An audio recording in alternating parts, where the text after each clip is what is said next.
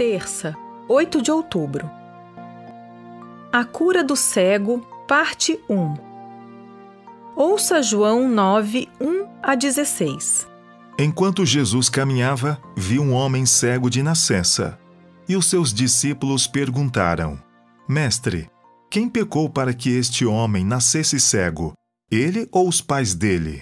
Jesus respondeu: Nem ele pecou, nem os pais dele. Mas isso aconteceu para que nele se manifestem as obras de Deus. É necessário que façamos as obras daquele que me enviou enquanto é dia. A noite vem, quando ninguém pode trabalhar. Enquanto estou no mundo, sou a luz do mundo. Depois de dizer isso, Jesus cuspiu na terra, fez lama com a saliva e com a lama untou os olhos do cego. Então disse ao cego: Vá lavar-se no tanque de Siloé. Siloé quer dizer enviado. O cego foi, lavou-se e voltou vendo. Então os vizinhos e os que antes o conheciam de vista, como mendigo, perguntavam: Não é este o que ficava sentado pedindo esmolas? Uns diziam: É ele. Outros: Não, mas se parece com ele. O homem dizia: Sou eu. Então lhe perguntaram: Como foram abertos os seus olhos? Ele respondeu: O homem chamado Jesus fez lama, passou nos meus olhos e disse: Vá ao tanque de Siloé e lave-se. Então fui, lavei-me e estou vendo. Eles perguntaram: Onde ele está? Respondeu: Não sei. Levaram os fariseus aquele que antes era cego. E era sábado, o dia em que Jesus fez a lama e lhe abriu os olhos. Então os fariseus lhe perguntaram outra vez como podia ver. Ele respondeu: Ele pôs lama sobre os meus olhos. Lavei-me e estou vendo.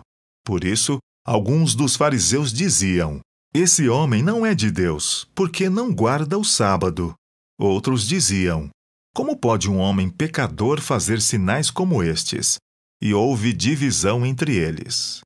Pergunta 3. O que os discípulos achavam ser a causa da cegueira daquele homem e como Jesus corrigiu essas crenças falsas? Os discípulos estabeleceram uma ligação entre doença e pecado. Várias passagens do Antigo Testamento apontam nessa direção. Mas a história de Jó deveria mostrar que isso nem sempre é verdadeiro.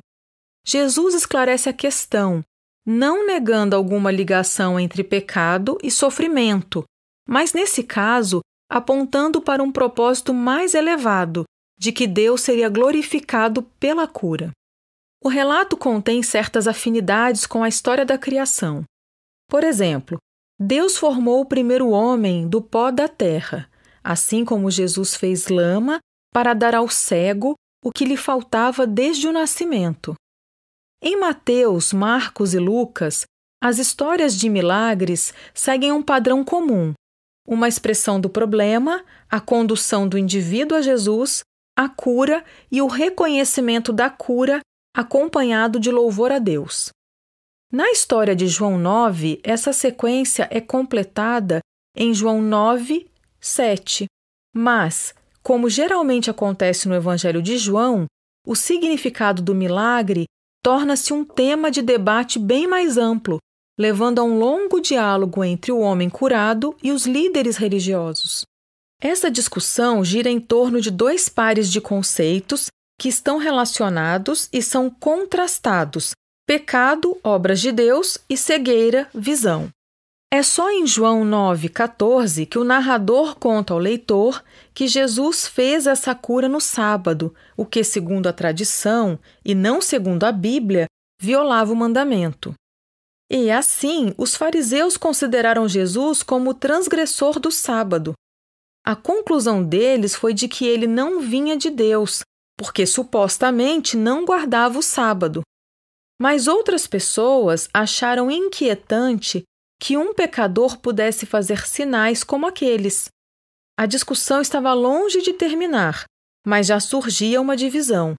O cego ficava cada vez mais cônscio de quem é Jesus, mas os líderes religiosos cada vez mais confusos e cegos quanto à sua verdadeira identidade. Será que às vezes ficamos tão cegos pelas nossas próprias crenças e tradições que podemos ignorar verdades importantes que estão diante dos nossos olhos?